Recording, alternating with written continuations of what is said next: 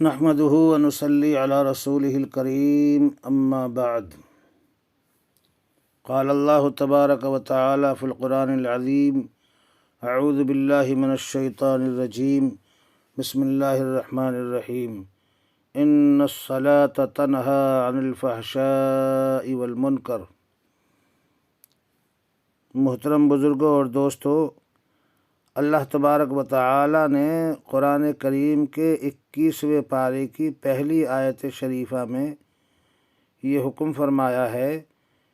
کہ جو لوگ پابندی کے ساتھ نماز پڑھیں، اللہ تبارک و تعالی اپنے فضل اور کرم کے تعلق سے ان کے برائیوں کو مٹا بھی دے گا اور بری عادت اور اطواروں کو ختم فرما دے گا۔ بے شک نماز بے حیائی اور برے کاموں سے روک دیتی ہے، بشرطے کہ نماز ہو اور نماز مستقل مزاجی کے ساتھ ہو اور خشوع خضوع کے ساتھ ہو، اللہ تبارک و تعالیٰ کے لیے خاص پڑھی جائے، تو ایسی نمازوں کی برکت سے اللہ تبارک و تعالیٰ اپنے فضل اور کرم سے بے حیائی والے کام اور برائی والے کام جو ناجائز ہیں، حرام ہیں، اللہ تبارک و تعالیٰ ان سے بچنے کی سبیل عطا فرما دیتا ہے۔ میرے محترم بزرگوں اور دوستوں، نماز کی طرف سے ہم لوگوں کی بڑی لاپرواہی ہے۔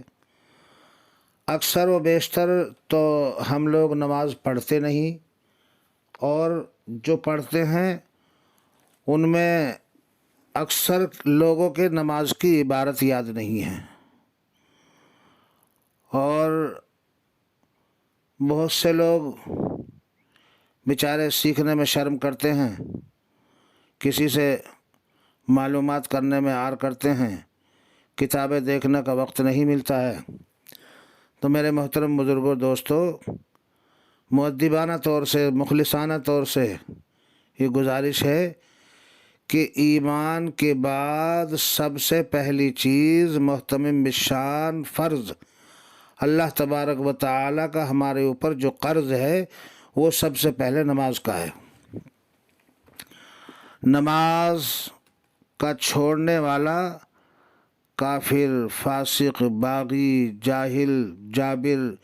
پتہ نہیں کیا کیا الفاظ ان کے لیے استعمال کیے گئے ہیں۔ اب اسی سے ہم اندازہ لگا سکتے ہیں کہ جو باغی ہو اللہ کا، وہ کتنا بڑا مجرم ہوگا۔ اس لیے بھائی نمازوں کا اہتمام کریں، نمازوں کو یاد کریں اور خشوع خضوع پیدا کرنے کی کوشش کریں۔ اللہ تبارک و تعالی اس کے فضل سے ہمارے تمام کاموں کو دنیا کے اور آخرت کے آسان فرمائے گا انشاءاللہ۔ دیکھو، دنیا سے جاتے وقت، موت کے وقت،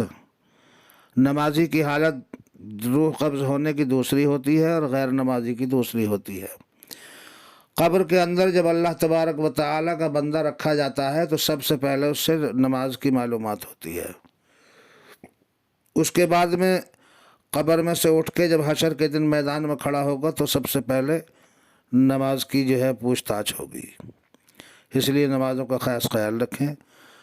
اور رسالت مآب فخر دو عالم صلی اللہ تعالیٰ علیہ وآلہ وسلم نے تو ارشاد فرمایا، الصلاۃ عماد الدین، دین کے اندر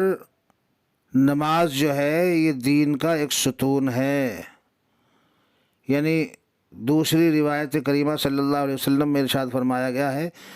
بنی الاسلام علی خمس شہادتی اللہ الہ الا اللہ وان محمد الرسول اللہ صلی اللہ علیہ وسلم۔ اس بات کی گواہی دینا کہ اللہ تبارک و تعالی یکتا ہے، خالق ہے، مالک ہے، رازق ہے، کل کائنات کا وہی مالک اور وہی خالق ہے، اور وہی روزی دینے والا ہے، اور وہی مارنے والا ہے، اور وہی جلانے والا ہے۔ یہ ایمان کہلاتا ہے۔ دوسرے نمبر پر وَأَنَّ مُحَمَّدًا رَسُولُ اللَّهِ، یا وَأَشْهَدُ أَنَّ مُحَمَّدًا عَبْدُهُ وَرَسُولُهُ، اور اس بات کی گواہی دینا کہ رسالت مآب فخر دو عالم صلی اللہ تعالیٰ علیہ وآلہ وسلم اللہ تبارک و تعالیٰ کے سچے نبی اور پیغمبر اور رسول ہیں۔ دونوں کی عقیدے کے اعتبار سے ان کو ماننا اور ان کی ماننا یہ دونوں ضروری ہیں۔ اب عقیدے کے بعد میں، ایمان کے بعد میں سب سے پہلا نمبر جو آتا ہے وہ محتمم بالشان عمل نماز کا آتا ہے، وہ اقام الصلاۃ، اور اس کے بعد میں اللہ تبارک و تعالیٰ کے نبی علیہ الصلاۃ والسلام نے ارشاد فرمایا وہ ایتاء الزکوٰۃ، جو آدمی صاحب نصاب ہو، مالدار ہو، اللہ تبارک و تعالیٰ نے وسعت دی ہو، تو ایسا آدمی زکوٰۃ نکالے، زکوٰۃ ادا کرے۔ اس کے بعد میں ارشاد فرمایا والحج، اور جس کو اللہ تبارک و تعالیٰ نے اس سے بھی زیادہ خوشحالی عطا فرما رکھی ہو، اس سے بھی زیادہ نواز رکھا ہو کہ وہ حج بیت اللہ کی استطاعت رکھتا ہو، تو ایسے لوگوں پر حج بیت اللہ کا ادا کرنا فرض اور ضروری ہے، اگر نہ کریں گے تو گناہ گار ہوں گے۔ امیر المومنین سیدنا عمر فاروق رضی اللہ تعالیٰ عنہ ارشاد فرماتے ہیں کہ اگر کوئی آدمی کسی انسان کے اوپر حج بیت اللہ کا کرنا فرض ہو، ضروری ہو، اور وہ اللہ کے گھر کا دیدار کیے ہوئے بغیر مر جائے، حج بیت اللہ کرے بغیر مر جائے، تو بلا تکلف یہ کہہ دو کہ یہودی مرا ہے یا عیسائی مرا ہے، نعوذ باللہ، استغفر اللہ، استغفر اللہ، استغفر اللہ۔ اس لیے بھائی جو صاحب استطاعت ہیں، جنہیں اللہ تبارک و تعالیٰ نے اتنی فراغت اور اتنی وسعت اور مالداری عطا فرمائی ہے، وہ لوگ اس کا خیال رکھیں۔ 5ویں نمبر پر ارشاد فرمایا وصوم رمضان، اور رمضان المبارک کے روزے رکھنا۔ جب رمضان کا مہینہ آئے تو پورے ماہ مبارک کے روزے رکھنا۔ تو میں خاص طور سے یہ عرض کر رہا ہوں کہ یہ حدیث نبوی صلی اللہ تعالیٰ علیہ وآلہ وسلم جو ارشاد فرمائی گئی ہے، اس میں اسلام کی بنیاد قرار دیا گیا ہے۔